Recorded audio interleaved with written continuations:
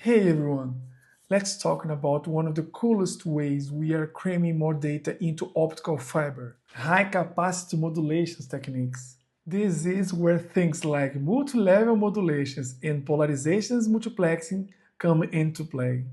And they are absolutely game changers for DWDM systems. Let me break it down.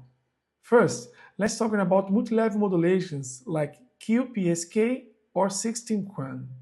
Instead of just flipping between ones and zeros, we are encoding data into a multiple signal states, like phase, amplitude, or both. For example, with 16 Quan, each symbol carries 4 bits instead of 1. That's 4 times data in the same space.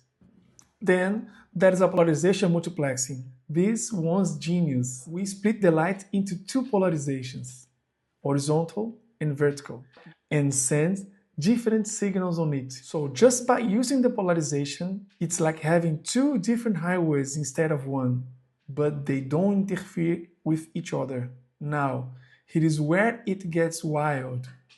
We combine multi-level modulation with polarization. So instead of just sending one QPSK signal, you are sending two, one on each polarization. And if you go for something like a 16 Quan with polarization, you are looking at massive capacity gains.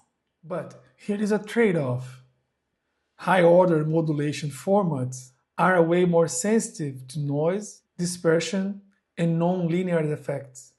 For example, with 16 Quan, the required OSNR is higher than for QPSK. That means you need a super clean systems with tight control on things like chromatic dispersion and nonlinear penalties. This is why these techniques are so important in subsea systems. We are already pushing towards 10 terabits per second per channel and beyond 400 GHz current systems, thanks to advances in modulation. Without these tricks, we will be stuck way below the capacity we need for today's data demand. And how about the future? We are exploring even higher modulation formats, 32 quants, 64 quants, and beyond. But at some point, noise and physics become the ultimate limits. That's where new innovations like SDN take over. That is the magic of high capacity modulation techniques. Balancing complexity, noise, and capacity to keep the data flowing. If this blew your mind even a little, hit that follow button and share your thoughts in the comments. Let's keep geeking out together.